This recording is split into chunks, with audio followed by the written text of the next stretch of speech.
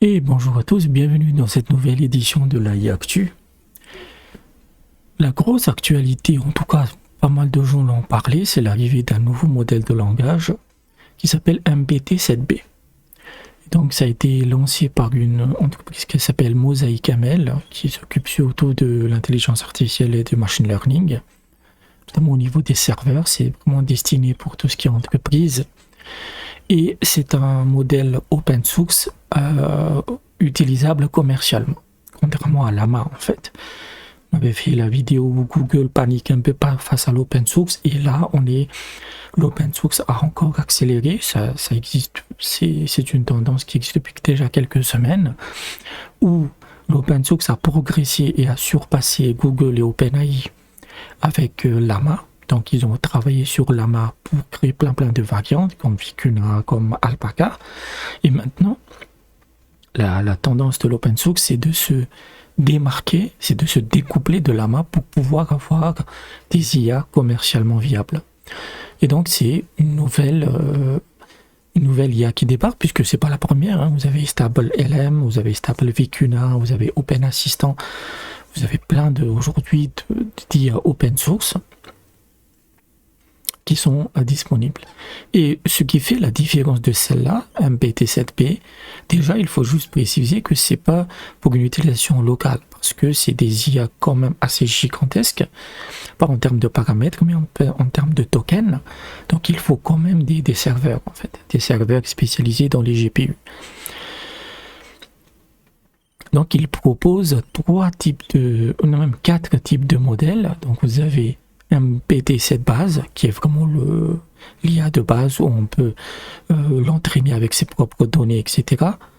MBT7B Storywriter, 65K, c'est celui-là qui fait beaucoup parler de lui. MBT7B Instruct, c'est pour une IA qui va proposer des instructions très courtes en fait. Voilà, c'est des questions et des réponses très courtes. Et MBT7B Chat, qui est l'équivalent d'un chat GPT. En sachant que ces trois-là, ces licences sont commercialement viables, c'est Apache 2.0, Apache 2.0, et ça c'est Creative Commons 3.0, mais celui-là, c'est non commercial, le chatbot. Mais c'est juste, c'est le seul qui n'est pas, en tout cas, qu'on ne peut pas utiliser commercialement. Et qu'est-ce qui fait la différence de ce truc-là, Storywriter 65K? Donc 7B, c'est 7 milliards de paramètres, et c'est le token d'entrée. C'est-à-dire que si vous utilisez ChatGPT aujourd'hui, quand par exemple, vous lui fournissez du texte, ce texte a une limite. Limite, c'est autour de 2000 à 4000 tokens. Et 1000 tokens à peu près, on va dire, on avait fait ça quand on avait testé avec AutoGPT, c'est 1000 tokens, c'est entre 500 et 700 mots.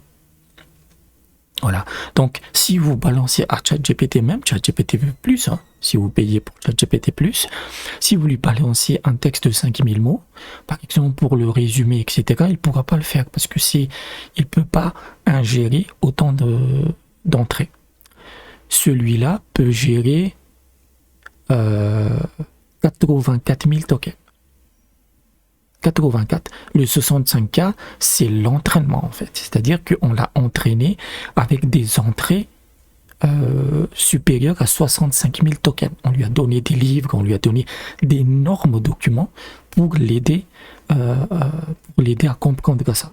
C'est-à-dire que, et celui-là, c'est 84 000 tokens. Donc on va s'amuser un peu. Hop, on sort notre calculatrice, donc 80 000 tokens. On va dire que 1000 tokens, c'est à peu près 500 mots, mais c'est très variable, parce que ça dépend des l'IA. Les 500 à 700 mots, c'est surtout le critère d'OpenAI. On va juste mettre 500. 42 millions de mots. Voilà, c'est-à-dire qu'en une seule entrée, vous pouvez fournir 42 millions, l'équivalent de 42 millions de mots. C'est-à-dire que si vous avez vraiment une bibliothèque complète, vous pouvez lui fournir en fait. Et il va dialoguer avec ça. Cependant, c'est pas parce que vous lui balancez des tonnes et des tonnes de données que ses réponses sont satisfaisantes. C'est que moi j'ai vu des vidéos par des vidéastes qui ont testé ça en local parce qu'ils ont les machines pour ça. C'est très très limité. Il peut ingérer.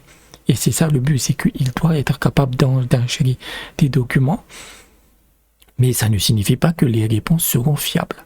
Mais c'est ça qui démarque MPT7B, c'est que c'est supérieur en termes d'entrée à tous les IA open source qui existent. Donc il faudra voir comment et vous pouvez le regarder sur Hugging Face, hein. De toute façon tout se trouve sur Hugging Face. Voilà. Je sais pas combien il pèse. Il doit peser sacrément. C'est pas non plus gros, hein. C'est 12 à 15 gigas au total, quoi.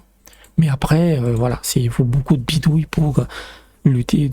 Il y avait un utilisateur qui s'appelle un vidéaste que je vous recommande, qui est très technique, qui s'appelle Nerdy-Rodent en fait. Et lui, il a une 4090.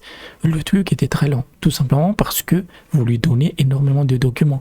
Mais je vois bien, dans le futur, que c'est quelque chose qui doit être amélioré, hein, ça vient juste de sortir. Je vois bien que vous puissiez lui fournir d'énormes documents PDF, par exemple, des papiers scientifiques, des livres entiers, et il peut les ingérer et donner des résumés. Vous pouvez interagir avec ça. On avait fait petite vidéo sur un truc qui s'appelle Chat PDF, qui est un service en ligne qui vous permet de discuter avec un PDF. Là, ça va atteindre des nouveaux sommets. Et le fait que ce truc-là est commercialement viable, c'est vraiment cool. C'est vraiment cool. Donc oui, l'open source continue d'avancer. Chaque jour, et encore une fois, je ne parle pas de tout ce qui arrive. Je parle des trucs un peu principaux, mais vous avez un site comme celui-là, hein, qui est géré par des Indiens, MarkTech Post, il y en a tout le temps. Ouais, c'est des nouveaux IA, ça arrive tout le temps. Et la transition est bien faite puisque nous avons une nouvelle IA dans la ville qui s'appelle StarCoder et qui est spécialisée dans la programmation. Et donc c'est une IA qui a été entraînée, et c'est écrit ici, non c'est... C'est une IA spécialisée dans le code, dans la programmation, dans la génération de code. Les données d'entraînement viennent de GitHub. Donc c'est une IA à 15 milliards de paramètres, ce qui est vraiment pas mal. Il dit aussi, voilà, les benchmarks. Sur la plupart des benchmarks de programmation, c'est le plus haut score qu'il atteint. Il peut supporter 80 langages de programmation. Et il a été entraîné sur 1 billion, c'est-à-dire 1000 milliards de tokens, avec 8000 tokens de contexte, en fait. Voilà, il n'y a pas de problème sur l'aspect coparect, en fait. Donc, il a son truc, voilà, c'est disponible sur Hugging Chat, sur Hugging Chat. Et en fait, j'ai testé, c'est pas encore ça, c'est-à-dire que c'est une grosse annonce. Est-ce que... Voilà, j'avais testé ça en fait. C'est toujours quand une IA spécialisée dans le code arrive, je lui teste toujours avec cette prompte-là. C'est-à-dire créer une application graphique en Python qui me permet d'interagir avec OpenAI. Ou voilà, l'équivalent, plutôt que d'aller sur ChatGPT, j'ai ma propre application. Et là, ils disent que voilà, on nous fera pas ils ne génèrent pas du code pour des interfaces graphiques, ce qui est un peu con en fait. Voilà, et c'est un peu limité. Mais c'est les IA de code pur sont en train d'arriver, parce que c'est pas la seule qui est arrivée. La semaine dernière, on a déjà eu des trucs similaires en fait. Donc voilà, ça arrive de tous les côtés. De tous les côtés. Et le Story Writer, là, il peut vraiment être intéressant. Il peut être vraiment intéressant parce que avec ça, vous pouvez créer des livres entiers, des histoires, etc. Mais encore une fois, c'est pas fiable, puisque plus il a de données, plus il peut halluciner. Donc, voilà les actualités d'aujourd'hui. J'espère que vous avez apprécié la vidéo. N'hésitez pas à laisser un pouce bleu. N'hésitez pas à vous abonner à la chaîne. Si vous avez des sous, n'hésitez pas à me soutenir sur Patreon. Et je vous dis peut-être à bientôt.